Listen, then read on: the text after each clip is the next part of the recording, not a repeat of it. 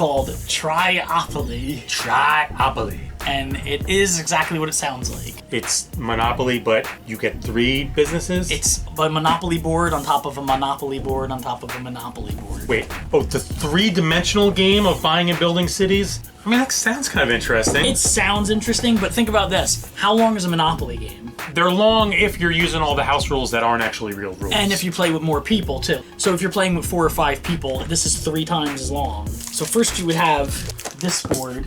You know, kind of looks like a Monopoly board, right? Except the things, instead of being streets in from Atlantic City, are cities in foreign countries, and trucks instead of trains. But I don't think that trucks can get between some of these cities. I know, it's ridiculous. You could just play each individual board. Like, if you just wanted to play the first board, you can. Okay. And then it just is like a normal Monopoly. Or you can add the second board and put it on here like this, which it fits perfectly. Okay, so it just slaps on there. And it slaps on there, and then you can play that way. Though I do want to say that the box is saying the 3-dimensional game of buying. It doesn't get, like, raised? No, you just lay it on there. This isn't 3-dimensional. Who's the maker of this? Reveal? No reveal. You guys are lying. You've revealed the lie. That's right. I revealed the lie. And then this is the third one, and you would put that on top of there, so when it finished, it would look like that. See, that looks like a confusing, jumbled mess. It is, and the problem is, in order to get a Monopoly, you have to get the Monopoly on all 3 layers. What? See, because look, there's a London, London, so you have to get all of these. Who can afford to take a week off to play that? That's what and not only that, the only way to get up and down is to land on these corners. Are you serious? Yeah, you can't just jump up. You have to, like, go to the airport and then come back up. And sometimes you just get stuck. This sounds miserable. Automobiles. That sounds like legitimately miserable, like frustrating. Because when you want to go do the thing, how annoying must that be to just go over and over? So sometimes you go up to get these, and then for an hour you might just be stuck up here. And here's the other thing, you're playing with 4 other people and you're stuck up here. You're not interacting with anybody. You're just in your own little island going around in circle just to get back down to the bottom. That sounds like bullshit. Some kind of crazy Monopoly. The person who's really into Monopoly or something. Monopoly on steroids. Yeah, but they did not think it out very well. Even that mechanic of having to switch back and forth between the boards and only here, that sounds miserable. You can switch levels there, and that's it? So 2. You have 2 spots you can land on. So there's 32 spaces, 2 out of 32 spaces that you can, you have a 1 out of 16 chance of being able to switch boards. And there's 3 boards. And it was ridiculous because you would spend, okay, say you wanted to get them all. Say you're like, I'm going to get all these, like, Paris ones because they're so expensive, people land on them. But if you own all of them up here, then people just don't come up to that level if they don't have to. Yeah. So you're just like, well, I'm not going to go up on that level. Where in the regular Monopoly, you're like, I got to go through the gauntlet. Yeah. This is like, well, screw you. 3 is mobbed. I just won't go up there. So yeah, Triopoly. I would suggest not buying it. If someone has, if someone has purchased it, I'd love to hear if anybody actually enjoys playing it, because I do not believe you, but it'd be fun to just hear you try to convince me. He's a maniac on the floor, and he's dancing like he's never danced before.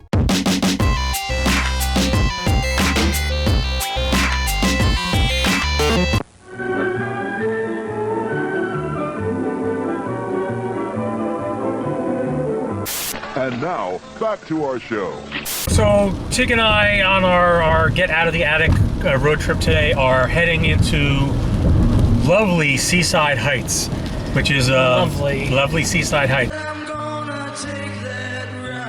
For generations, it was the place where time stood still, the Jersey Boardwalk, immortalized by Bruce Springsteen, where summer nights were almost as sweet as the cotton candy, and seemed to last almost as long as memory itself. So this is where the infamous TV show Jersey Shore was filmed for several seasons.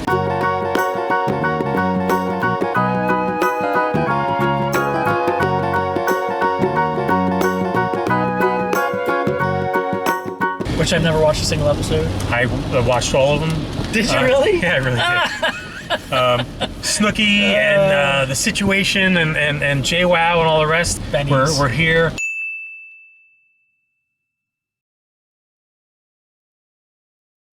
But unfortunately, the sky decided to start opening up, and not only is it raining, but we have seen monstrous lightning. Yeah, I'm more afraid of the lightning. Like striking exactly where we're going. Here we go. Welcome to Seaside Heights. Well, this is the boulevard right here that we're driving over. This is where all the action happens. Yeah. The famous Seaside Heights boardwalk. What a miserable day to do this. Lucky Leo's is the place where you can get lucky with Leo. Here you go. Here's some water parks because it's a shore town, so you got to have that sort of thing, right? Here's a castle. What is it? Oh, Casino Pier. That's right. So, all right. So the Jersey Shore house is up here. Here we go. There we go. That's it. That's the Jersey Shore house. The Italian flag on there. Yep. That is where the show. Oh! Benny. Mother. Goddamn Benny. Sons up. So there you go. There you go. You just saw the Jersey Shore house you care about as much as we do. There's the Midway. Best sausage, peppers, and onions. Sausage and peppers. The stretch of boardwalk that we just passed burned down a few years ago. We're going to turn now to the tragedy at the Jersey Shore. Investigators trying to figure out what caused the massive blaze that destroyed one of the most famous boardwalks in the world. Okay. This is the beach on a rainy day. Look at that guy and his stupid family. This all was gone for the last couple of years. Like there wasn't anything here. But this week, the iconic pier at Seaside Heights became iconic in a different way. And the amusement park that once lit up like a jewel on the Jersey Shore is now dark. Now it's starting to come back because they're building things again. There's a place to drink. What am I doing tomorrow? Maybe I should drink tonight. It's Eric's garden. Oh, you don't mean to be doing this. One day these will be sunflowers. I mean, I guess technically they're sunflowers now, but one day they'll be tall sunflowers with flowers, and then that'll be neat. That was Eric's garden.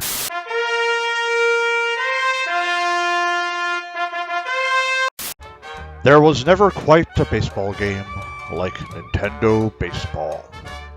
As one of the first black box releases, it was pivotal to the Nintendo's success in its early years. It grew up with the likes of such games as Donkey Kong, Kung Fu, Ice Climber, and of course, Super Mario Brothers. But as a tried and true American, who could resist loving something more American than baseball?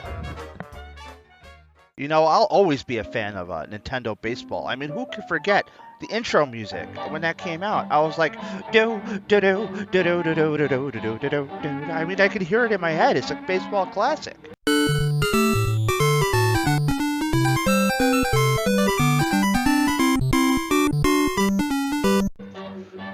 I really don't see what the big deal was. The game was absolutely terrible. I mean, what am I even doing here? What do you guys want from me? But what baseball game would be complete without some of the greatest baseball teams in history? Teams that would go on to win multiple world championships like the Ys, or teams that would become victim to a curse that would make them wait over 100 years for theirs, like the famous C's. And who could forget the D? Everyone was a fan of the D. Oh, I loved the D. Ever since I was a kid, I had to play the D. I mean, when my friends came over to play Nintendo Baseball, they're always like, what team you gonna play? I was like, I gotta play the D. I love that D. We always fought over the D. I mean, they couldn't even afford real teams. Nintendo didn't have a license for baseball. It was a load of crap. They couldn't even add names to the players. Some of the greatest games in sporting history were played over Nintendo Baseball. When someone mentions Nintendo Baseball, it's hard not to think back to that famous moment in history, when the D blew out the P in Game 7 of the World Series. There were some incredible plays made that day, to the first career home run by batter Stuffins McGee, to the incredible throw from center field by Mutzka Lovin. That ball is going! Going! It was gone. It felt like Nintendo Baseball was the real last baseball game ever made. Now everyone shoots up steroids or needs to get their Tommy Jane surgery or whatever that is. Not back then, no. Back then you played through it all. Doesn't matter how many controllers you were using, whether it was Dog Bone or the NES Classic controller. You played through it. That was when baseball was real. As much as I hated it, it was still baseball to me. 3 strikes, you're out, kid. But beyond the plays and the game itself, there was camaraderie on that field. Players not only came together to play the game, they came to live their life, to live their dreams. It was a game for boys. It was a game for men.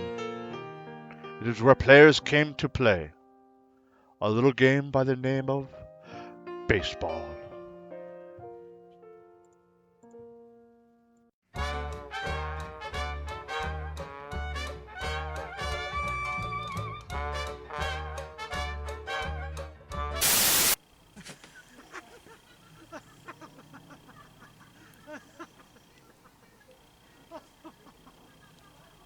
There's somebody downstairs laughing. Just laughing. I don't know who it is.